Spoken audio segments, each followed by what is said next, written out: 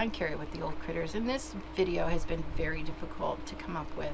I didn't want to overwhelm you with a bunch of stuff, but I'm just going to give you the little baby steps, the little kindergarten program of prepping, because that's all I know at this point. My friend, who has been a friend for, she's really not a friend, she's family, for 40 years, just lives up the way from me right now. And she is a master prepper. She knows her business. She knows how to handle stuff. And she has been telling me for years, Kara, you should prepare. And I knew she was right, but it was like overwhelming. And I live in a fifth wheel. I don't have all the space in the world. And until this last year, we didn't have a shed to put it in. And you still can't put it in just anywhere and have the temperatures fluctuate constantly, because that's no good either. Right? And Debbie with my shed, that is on YouTube right now. She's brand new.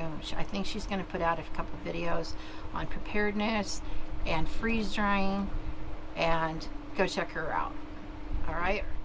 Now, so I'm going to take you around and show you what we've done to prepare in case of, you know, just bad times coming, because they're here, and there might be worse times coming, and I just want to be prepared. I want to have a little security blanket. And basically what you're doing is buying time.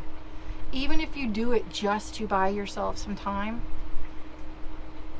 to figure out the next thing, then I think that you should do that. The biggest thing that I felt was so critical was space, because we just didn't have any. So I'm going to take you and show you the two things that I did to create spots for my canned goods. Before the shed went in, I had nowhere but my fifth wheel. Now, I'm not going to talk about medical kits and all that kind of stuff. That's kind of a given. You should have all that if you have kids, especially. Pews. If you want one of those, get you one of those. We have one that was borrowed from a friend for right now. We are buying our own. We just haven't decided what kind we want. You have to be able to defend yourself however that looks to you. I want to show you what my food storage looks like currently and where I'm storing things in a trailer. Well, this used to be a coat closet. This is the second working pantry that I have. This one is in the smaller trailer that our friend Joe, thank you Joe, gave us, and I call it the office. But this used to be a coat closet, and that's not what we needed it for. So Patrick just made some shelves, and I have a full-fledged pantry in a tiny trailer. I have everything I need in here, including a massive amount of flavor packets, gravies, stuff like that. I keep all that in here. I have a lot of water enhancers because I can't stand water without water enhancers. A load of spices. Both pantries are stocked like this. So I have two working pantries. Tea, coffee, all kinds of stuff. I have extra oil in here. I even have freeze-dried things in. Well, these are not freeze-dried. These are dehydrated. Peppers and an onion. It's a game changer for me. I love it. Extra cereals and all kinds of stuff. I have 20 pounds of sugar, and this is how I store it. These, you know, ice cream containers are wonderful for that. We'll go through that in a few months. It's not going to be that long, but this is one working pantry. I was going to call it a closet because it is a closet, but this is a really good way, just a tiny little closet, to have a working pantry. Working pantry number 2. Not fully stocked right now because I'm going to Walmart and getting a load, and it'll be cram packed again. This is where I'll just use everything that I have on hand. I do have baby storages right now compared to a lot of preppers, but I don't consider myself a prepper exactly. I'm just kind of baby stepping, getting some extra stuff. So I don't have massive amount of food everywhere, but we do have quite a bit of food for just the two of us. And you have to take things in baby steps. I can't just buy, $1,000 worth of storage food. I'm just doing it a little bit at a time, and you can do it the same way. Just so this is not my pantry. This is underneath our bed in the RV.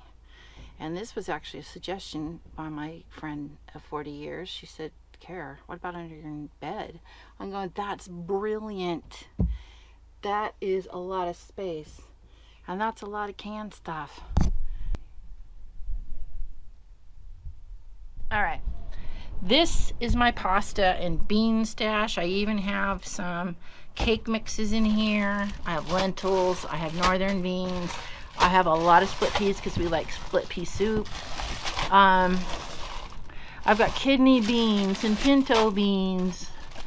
Yeah, every time I go to the store, I pick up 2 or 3 bags. And that's how this rack was fuller, but I'm using things off of it. I definitely am using these tomato cans because I want to replace everything with just jars.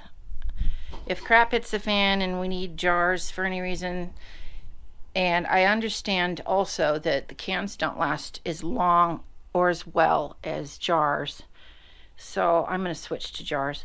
I do have a pretty good smattering of vegetables, and I'm just getting my chili back up because I decimated that, and my beans. I'm trying to work on my proteins. I don't have enough. Some fruit, and I have canned soups down below. Around here we have a few different styles of water storage. This one right here, the big black one, this is 550 gallons. And we also have a couple of these, the blue ones, they're 55 gallon. And then we have these. These are 330 gallons. We have 2 of them.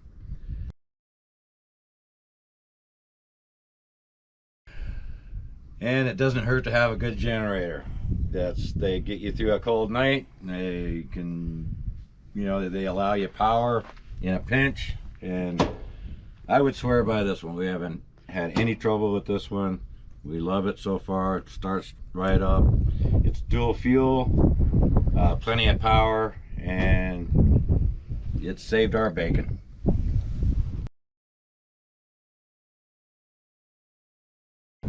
Make sure you have your largest propane tank filled all the time. We have backups, we have smaller tanks, but we try to make sure we got the big one full. You take the spares in, you fill them up, and you always got the big one to fall back on. It's always a good thing to have extra gas cans around and make sure they're full, and don't let them sit around too long because gas does have a shelf life. So I think you should acclimate, you and your family. I think you should spend one day that's not 100 degrees, look at the weather forecast, and plan a blackout day. Actually suffer for the day and the night without anything.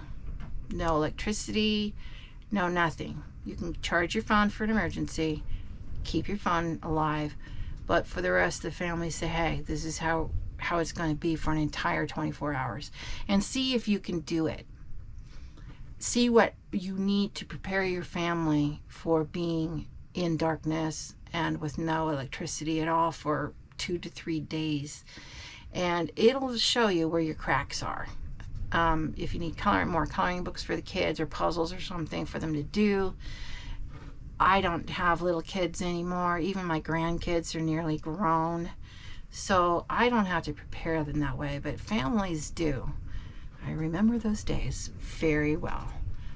And if you don't prepare, it's going to be a nightmare scenario. If you're going to have a blackout day, these are the 3 things I suggest that you have on hand, and they're very inexpensive. You don't need a lot of money to have any of these 3 things. But the first thing I'm going to suggest to you in an emergency is having a crank radio. This thing cranks. It's solar.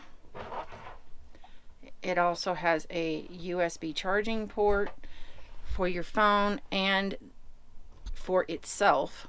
It also has a speaker port, so you can listen to, if things are hitting the fan, you can listen to the news without freaking anybody out.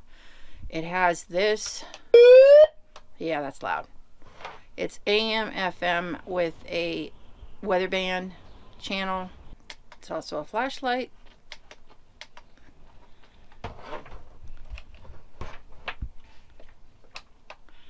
It also has a light to light your room, which I really like that. That's pretty darn bright actually. And it's got a dim and then an off antenna. It's got, where's the battery? I know it has a battery. It has a battery area here for batteries. It's just a really good little unit for $35. You really can't beat it. And you can charge your phone with it.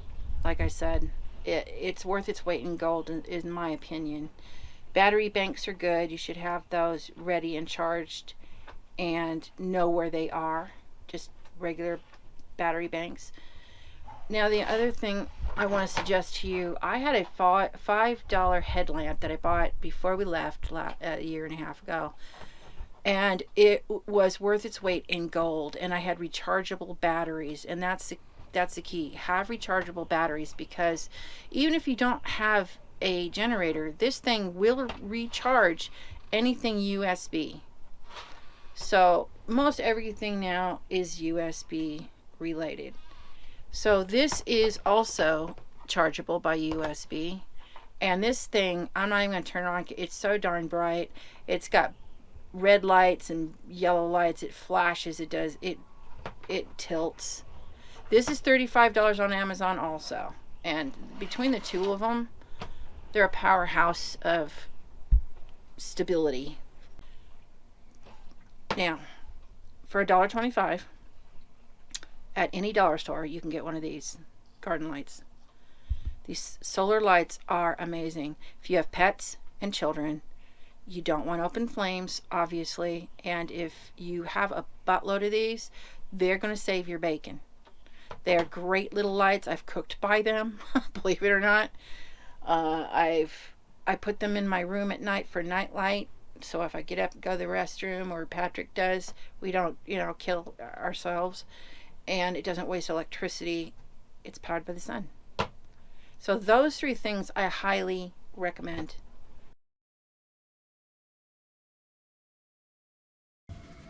Do you have pets? We do.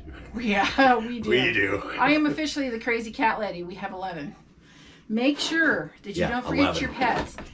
I have a stack of like 5 of these. One's really big, medium size, and a few little ones. We have enough to take all 11 cats out of here in an emergency, because we have fires out here quite often. We did last year. And I'm like, we have to get carriers for the cats. Then we can easily put them in the carriers and get them out in an emergency. Usually it's just small brush fires, but just in case there's something a little more major, we got the stuff to. Don't leave your pets behind. Never leave your pets behind. No, because then you'll get back and you'll go, oh, what did I do?